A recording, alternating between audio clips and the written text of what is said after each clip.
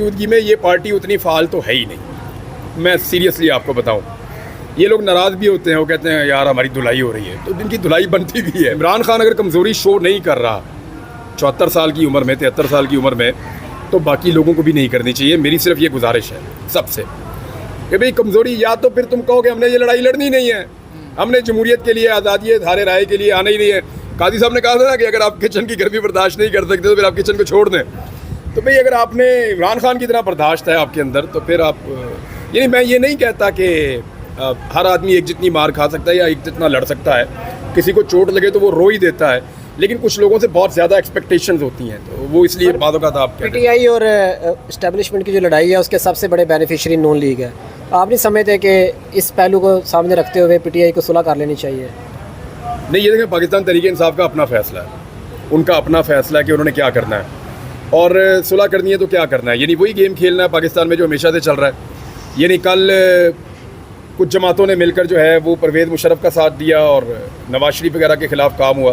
फिर नवाज शरीफ साहब मिल गए एस्टेब्लिशमेंट के साथ, पीपल्स पार्टी का तख्ता उलट दिया, उनके साथ खराबा किया। फिर इन सारों ने मिल के नवाज शरीफ इक़्तिदार में आ गए, वहाँ बैठ गए।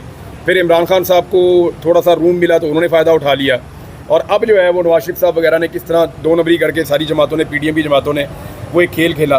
तो क्या पाकिस्तान तहरीक इंसाफ को वापस जाके वही खेल खेलना चाहिए? मेरा नहीं ख्याल। अगर कहीं सुलह होनी चाहिए या सबको बैठना चाहिए तो इस नुक्ते पे बैठना चाहिए कि पाकिस्तान के निज़ाम को, पाकिस्तान की हुकूमत को, पाकिस्तान के फ़ैसलों को क्या अवाम के मुंतखब किए हुए नुमाइंदे करेंगे या जो गैर मुंतखब लोग हैं वो करेंगे। तो इसके ऊपर कंसेंसस होना चाहिए, और ये सियासी लोगों में ही होना चाहिए। मेरी हालत किसी ने ख़राब की है तो वो कौन था, वो ये बताएं। वो ये बताएं कि मेरे साथ हुआ क्या था, क्या उसकी वो मजम्मत करने की जुर्रत करते हैं?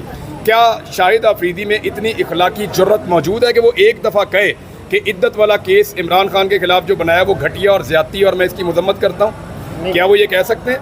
क्या वो ये कह सकते हैं कि जिन लोगों को गायब किया गया और उनके ऊपर टॉर्चर किया गया और उनकी हालत बिगाड़ दी गई, मैं इसकी मजम्मत करता हूँ और इसे गलत समझता हूँ? तो जब ये इखलाकी जुर्रत नहीं है तो लोगों का मजाक ना उड़ाइए। आइएगा, आप अपनी वीडियो के आखिर में कहते हैं कि अपना ख्याल रखिएगा और अपने इस चैनल का भी। चैनल का ख्याल कैसे रखें? वो उन लोगों को अच्छे से आता है ख्याल रखना।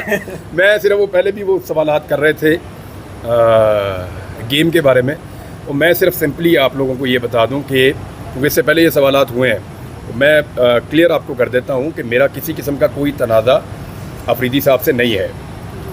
ही वॉज अ प्लेयर, और वो अभी भी एक बड़े अच्छे हीरो हैं, मैं उनको पसंद करता हूँ। लेकिन मामला पता क्या है? मामला ये है कि वो अपनी पॉलिटिकल चॉइस को या तो क्लियर करें। लेकिन ये बड़ा अजीब लगता है कि आप कहते हैं जी मैं न्यूट्रल हूँ, और आप एक साइड को मारते हैं और दूसरी साइड को आप कुशन देते हैं। यानी आज वो कह रहे हैं कि जी आप 10 साल हुकूमत चलने दें। इमरान खान साहब के दौर में वो ऐसा नहीं कहते थे। इमरान खान साहब के दौर में उनको महंगाई भी ज़्यादा लगती थी, बैड गवर्नेंस भी लगती थी और करप्शन भी लगती थी। आज हालात पहले से कई गुना ज़्यादा बुरे हैं, तो उनको ऐसा नहीं लगता। किसी एक जुल्म, ज़्यादती और जबर के ऊपर उन्होंने कोई 4 लफ्ज़ बोले हों तो उन्होंने नहीं बोले। हाँ, यही अगर इमरान खान के दौर में इसका अशरे अशीर भी हो जाता तो वो शोर मचा देते। तो मेरा ये कहना है कि आपकी एक पॉलिटिकल चॉइस है, उसमें खुल कर आएँ। आप ये ना करें कि मैं इमरान खान मेरे ये हैं, मेरे वो हैं, और फिर साथ में आप उनको पॉलिटिकली डैमेज भी करें। हाँ, पॉलिटिकल आपकी चॉइस है, मैं बड़ा रिस्पेक्ट करता हूँ उनकी। वो आए, आकर अपनी पॉलिटिक्स करें। बहुत सारे और लोग हैं, कोई इमरान खान के हक़ में पॉलिटिक्स कर रहा है, कोई उसके खिलाफ पॉलिटिक्स कर रहा है, ये सबका राइट है।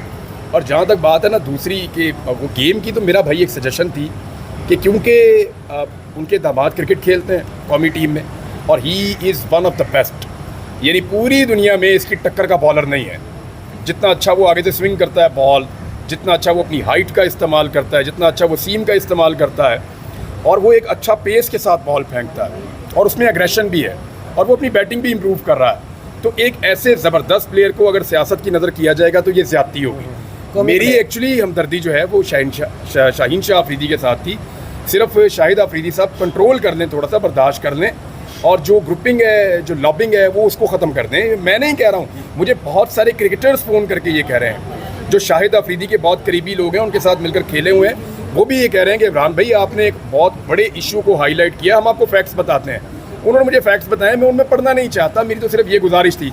वो फिर ज़ातियात पे उतर आए और ज़ात पे अटैक करना शुरू कर दिया, ज़ाती बातें करना शुरू कर दी। तो ये बड़ी कमज़ोरी है जो उन्होंने शो की। एक्चुअली अपने केस में आया हुआ था ये सामने हाई कोर्ट में, और वो दस्तखत वगैरह करने थे, वो तौहीन अदालत वाला मामला है, क्योंकि जहाँ पे गवर्नमेंट ने गारंटी किया था कि कोई प्रॉब्लम नहीं होगा, उसके बावजूद प्रॉब्लम किया गया। तो वो अब मुअज़्ज़िज़ जज साहिबान बुलाकर पूछेंगे कि क्यों किया गया। तो उसके लिए कंटेम्प्ट जो है वो हम फाइल कर रहे हैं और कल मेरे ख्याल केस लग जाएगा या परसों लग जाएगा। तो देखते हैं उसमें क्या होता है। अभी इसको तो चलाएंगे हम इंशाल्लाह। वहाँ पे भी मुकदमा करेंगे, जिन लोगों ने झूठे पर्चे कराएं उन पे भी मुकदमा